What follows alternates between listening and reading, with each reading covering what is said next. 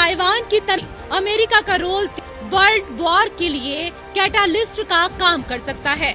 इसकी जड़ें इतिहास में छिपी हैं। बात आज की नहीं बल्कि चीनी युद्ध से जुड़ी है।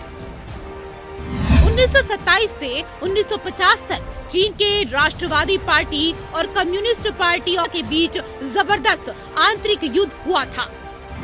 चियांग काई शेक के नेतृत्व राष्ट्रवादियों ने कम्युनिस्ट को पहले तो हराकर चीन में सरकार बना ली थी, पर बाद में वो युद्ध हार गए। युद्ध हारने के बाद भागकर ताइवान द्वीप गए। ताइवान को रिपब्लिक ऑफ चाइना कहा गया और 1971 तक संयुक्त राष्ट्र में एक देश के रूप में मान्यता बनाए रखी।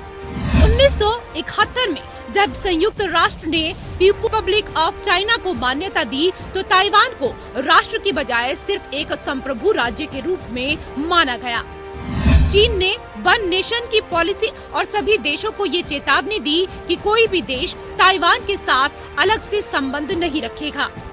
चीन के कोप से बचने के लिए ताइवान अमेरिकी रक्षा सहयोग पर डिपेंड करता है। अभी मार्च में ही अमेरिकी कांग्रेस ने $619 मिलियन के रक्षा सौदे को मंजूरी दी थी। इसके तहत ताइवान को 200 anti aircraft air to air missile, 100 AGM-88B missile और रेडार सिस्टम मिलने वाले हैं। ये सिस्टम पहले से मौजूदा अमेरिकन फाइटर प्लेन 16 के साथ काम करेंगे। अमेरिका की इस मदद से चीन को मिर्ची लग जाती है और मौजूदा तनाव के पीछे भी यही है।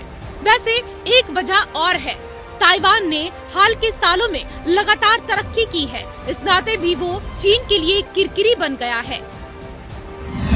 चीन के लिए ताइवान केवल विस्तारवादी नीति का नतीजा नहीं, आर्थिक सुपर पावर बनने के लिए चीन चाहता है ताइवान पर कब्जा। अमेरिका और उसके मित्र दोस्त चीन की इस चाल से वाकिफ हैं।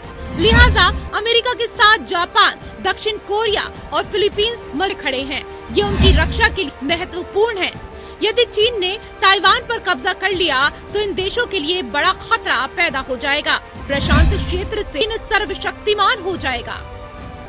सोलोमन द्वीप समूह पर चीन की गतिविधियों को देख अंदाजा लगाया जा सकता है कि इनने एक विशाल नौसेना की टुकड़ी तैनात कर रखी है। केवल सामरिक ही नहीं, ताइवान को चीन से बचाए रखने के पीछे अमेरिका और मित्र देशों के आर्थिक हित भी जुड़े हुए हैं। अगर चीन ताइवान पर कब्जा कर पर हावी हो जाता है तो उस वैश्विक अर्थव्यवस्था के लगभग आधे हिस्से पर नियंत्रण स्थापित हो सकता है।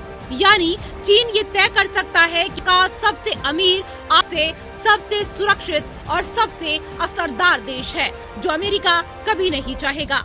यानी अमेरिका का खेल खराब है और चीन का संवर सकता है।